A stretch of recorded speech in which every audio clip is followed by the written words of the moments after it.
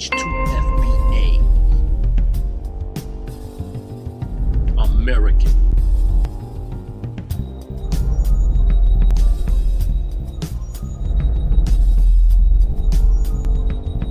Culture, heritage, traditions, education. Genealogy, law, economics, security.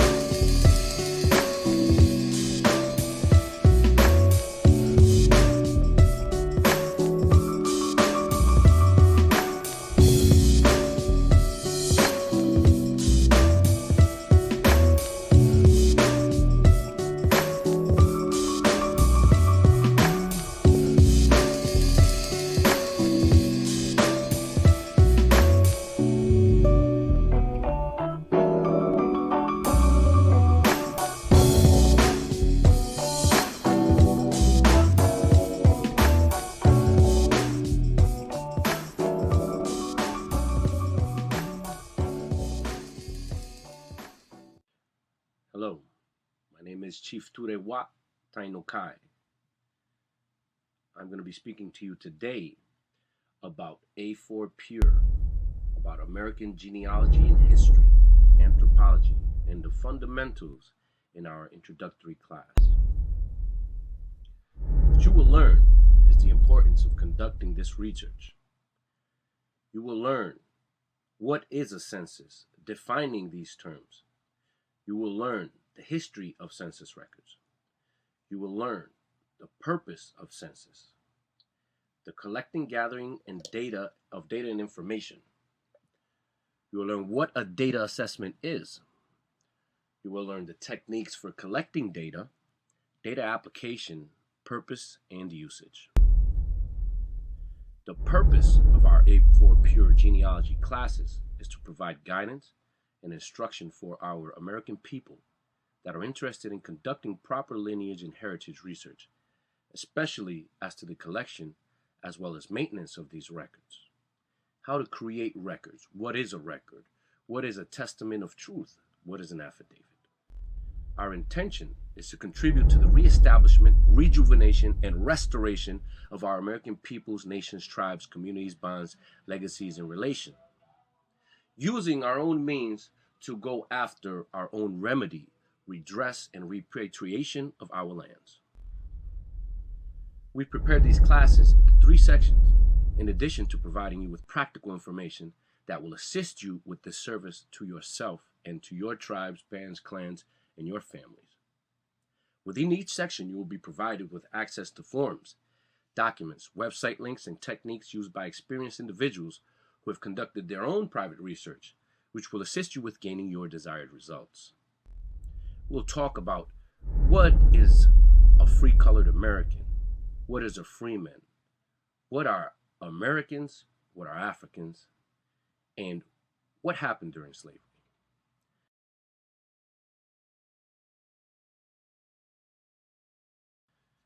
In this regard, we'll talk about the slave's friend, date issued 1837. A free-colored American. This is a picture of a free man. He is not an African, but one of those Americans called Africans. Either he or his forefathers were once slaves. He now breathes the sweet air of liberty and looks like a man.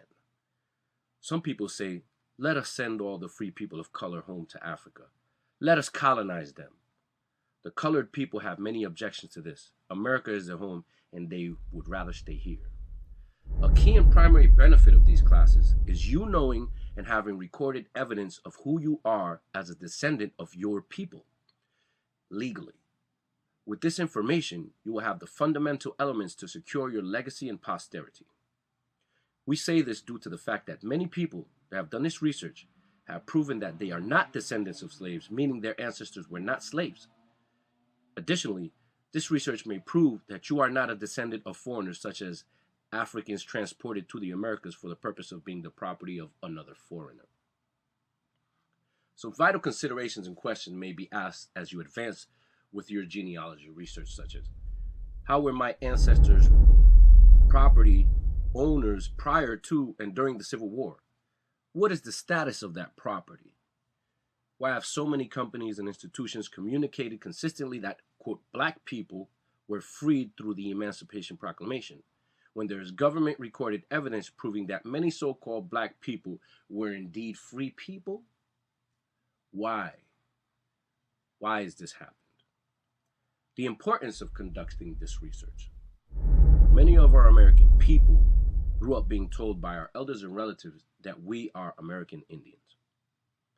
Throughout society, specifically the education systems and media entities, our American people have been told that we are African American, Black people, Latino people, Latinx people, and so many other derivations and labels. We must ask ourselves, why is there a difference between what our relatives told us versus what was told to us by educators and media such as radio, television, and print? What is the root of this contradiction? What if you could prove, based on historically documented and recorded evidence, that the oral traditions given to you by your elders and relatives are true? That you are in fact American Indian and not an African American or a black person or a, quote, Latino person or a Latinx? Would you self-perceive or change your perception of self? Would you perceive the people that you have always known and seen differently? This is what it's really about. It's a change in your mind by proving to yourself who you are to understand your posterity and your position. Would you want to know what has happened to you and your people's identity if you could? What makes your genealogy research important is you being empowered by truth. Knowing that you have a precious and valuable life purpose. Knowing that you have a culture. Knowing that you have a nation. Knowing that you have a history that is honorable and envied. That you have a heritage. His story and her heritage. Knowing that you are the American. The 1828 definition of American, according to Webster's Dictionary, 1828, is American, adjective pertaining to America. American, noun, a native of America, originally applied to the aboriginal, copper-colored races found here by the Europeans, but now applied to the descendants of Europeans born in America through coercion. In defining census, the history of census records, and the purpose of a census, we'll talk about census noun definition. Early 17th century, denoting a poll tax, from Latin, applied to the registration of citizens and property in ancient Rome, usually for the purpose of taxation, from a censere, assess. The current census dates from the mid-18th century. Census noun 1610s. In reference to registration and taxation in Roman history, from Latin census, the enrollment of the names and property assessments of all Roman citizens, originally past participle of censere, to assess. Roman citizens, citizens who are subject and property of the Roman Empire. This is the original purpose of the census.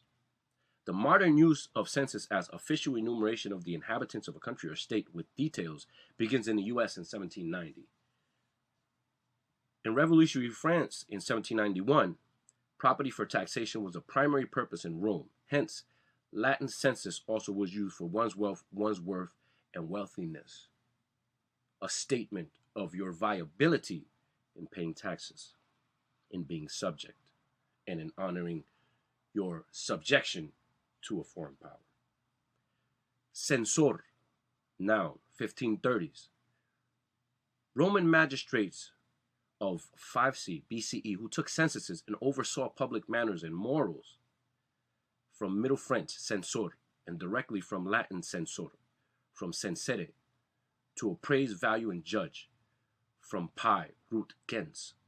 Speak solemnly, proclaim. So also from Sanskrit, amsati, recites, praises, asa, songs of praise, a statement. They also had the charge of public finances and public works. Transferred sense of officius, judge of morals and conduct, in English, is from 1590s. Latin censor also had transferred sense of a severe judge, a rigid moralist, a censurer, an appointed judge to the people. That's what a census taker was. From the 1640s, as officially empowered to examine books, plays, later films, to see they are free of anything immoral or heretical. So we're talking about a censor, census, censors. You see how it all correlates for the purpose of indoctrination? To see they are free of anything immoral or heretical. By the early decades of the 19th century, the meaning of the English word had concentrated into a state agent charged with suppression of speech or published matter deemed politically subversive. Related, sensorial, censorian. So, census takers, and the meaning of taking the census is taking the temperature of the people, seeing what their viability is to subjection, and seeing what their moral standing is as to the morals defined by the ruling power. Census in the Constitution. The U.S. Constitution empowers the Congress to carry out the census in such manner as they shall by law direct, Article 1, Section 2 of the U.S. Constitution. The founders of our fledgling nation had a bold and ambitious plan to empower the people over their new government. The plan was to count every person living in the newly created United States of America and to use that count to determine representation in Congress, which also goes to determine viable taxation for those territories. Enshrining this invention in our Constitution marked a turning point in world history. Previously, censuses had been used mainly to tax or confiscate property or to conscript youth into military service. The genius of the founders was taking a tool of government and making a tool of political empowerment for the governed over their government. So it's an idea of taking this idea and making the duality of it beneficial in both ways. In a modern usage. The collection and gathering of data and information, data assessment and collection. So between 1790 to 1870, the duty of collecting census data fell upon the U.S. Marshals. On March 3, 1879, the act replaced the U.S. Marshals with specially hired and trained census takers to conduct the 1880 and subsequent censuses. During the early censuses, U.S. Marshals received little training or instruction on how to collect census data. In fact, it was not until 1830 that Marshals even received printed schedules on which to record household responses. The Marshals often received limited instruction from the Census Act passed prior to each census. So they were using their authority under color of law to take censuses and were not instructed as to the proper taking of this. In 1790, Census had the following information about each household the census taker visited. The name of the head of household or the head of the family, number of free white males ages 16 years and older, including the head of families, number of free white males under 16 years of age, number of free white females, including heads of families, and the number of all other free persons in the household, except non-taxed Indians. Enumeration. The questionnaire provided space to separately tally free white males and females in several age categories. Under 10, 10 but under 15, 16 but under 25, 25 but under 45, and over 45. Indians, slaves, and free, quote, blacks were listed in single categories, undivided into age, without specificity. So here we see what an 1800 census of the United States typically looks like. We see similar census in census for the island of Puerto Rico, where we can see these categories divided in basically the same blocks, except in the Spanish language, which gives these examples of ages, their status in the family, where they fall in, whether they're slaves, Indians not taxed, or what their position is. Specificity is only for the quote, free white or taxpayers. Special enumeration of Indians. The law provides that the superintendent of census may employ special agents or other means to make an enumeration of all Indians living within the jurisdiction of the United States, with such information as to their condition as may be obtainable, classifying them as Indians taxed and Indians not taxed, as Indians who are subject and Indians who are free, based on their cultural allegiance. By the phrase Indians not taxed, it's meant Indians living on reservations under the care of government agents or roaming individually or in bands over unsettled tracts of country. Indians not in tribal relations, whether full-bloods or half-breeds, who are found mingled with the white population, residing in white families, engaged as servants or laborers, or living in huts or wigwams on the outskirts of town or settlements, are to be regarded as part of the ordinary population of the country and are to be embraced by the enumeration. They're to be counted. Techniques for collecting data. Take notes as you speak to your elders and relatives of specific names, dates, and locations. This should include inquiring of languages spoken, relatives' places of birth, mother and father's places of birth, land ownership, occupation or profession, and education. And you can find many of this in these census records as you will be looking and searching. It is recommended that you use a voice recording app while you speak to them in order to create a record. You're going to conduct your own census. Techniques for collecting data. As you gather the information from your elders and relatives, you can use the forms to insert that data, which can be used to further your genealogy research. Many forms you will be provided here. This is an example of the family tree chart, 4-generation pedigree. So, number 1 is the same as number 2. What's the reference of this family member? Marriage, dates, birth, mother, father, all of these kinds of things we were discussing previously.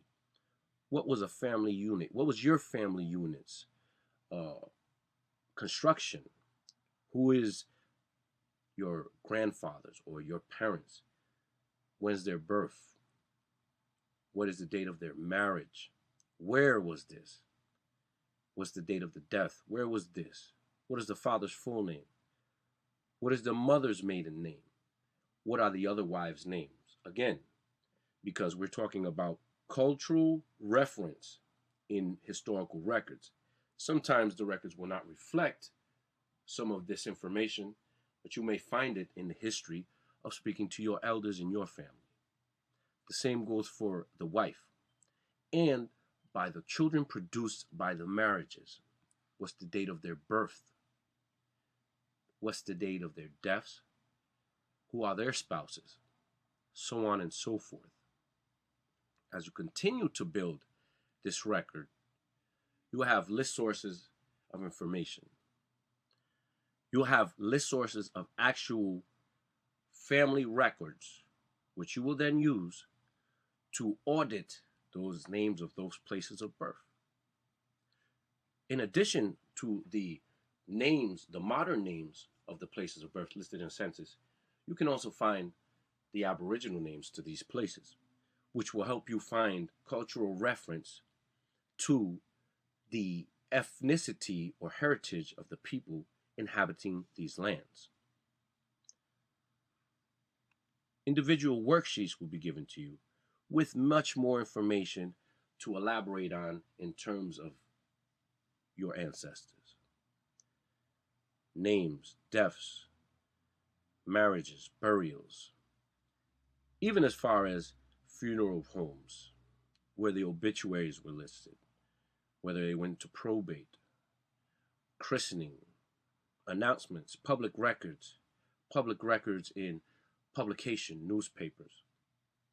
All of these things, and you will cross-reference the information that you gather with other historical records. We're talking about being able to cross-reference information with newspapers, census records, birth and death records, military records, religious records, employment records. Some of this information you will find published, some of this information you will track down. But we are going to give you the forms in order to be able to elaborate further and keep this as a record. All of these details will be listed in the 6th generation pedigree charts also. So you want to go as far as 1st, 2nd, 3rd, 4th, 5th, 6th generation, as far as you can go. And as you connect those dots, more dots will come up. Because as you program yourself in this knowledge to search the root of the knowledge, more knowledge will present itself, because your intent in keeping this and in writing these records will open those possibilities. Key words, key things to keep in mind: when they were born, where they were born, when they died, when they were married and who they were married to. And then, as you continue to do this and you see the classifications, you will see in the space in between that in some of these records, your relatives will be listed differently. Some will be listed as free blacks, some will be listed as people of color, some will be listed as white even, whether they were according to the cultural reference of today or not. And in these contradictions, you will find truth. Because the census was not about self-definition as much as it was about taxation, subjection, and the viability of the individuals and households to be taxed and to be considered part of or subject to the foreign powers.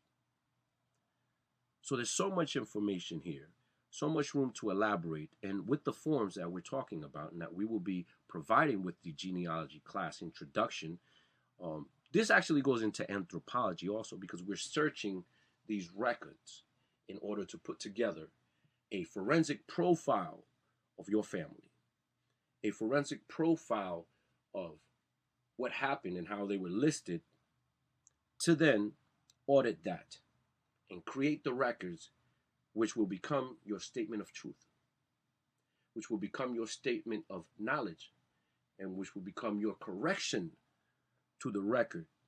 Even if it was historically inaccurate, your knowledge of this will become your historical correction, and you will file this as genealogical, anthropological research and documents and affidavits, which are the statements of truth. So bearing all this in mind, this is an introduction to the H2FBA, How to Free Black Americans, American Genealogy and History, and Anthropology Introduction. Thank you very much. Hahum, Bomatun, Seneco Kakona, many blessings in the language of the Arawak peoples and inhabitants of what is contemporarily referred to as Central, South, and the Caribbean of America. Mawika. Thank you very much for supporting H2FBA and taking this time to take this class, to learn this knowledge, to correct the record, and to help to build back our tribes, bands, clans, families, and nations. How to free Black Americans. H2FBA.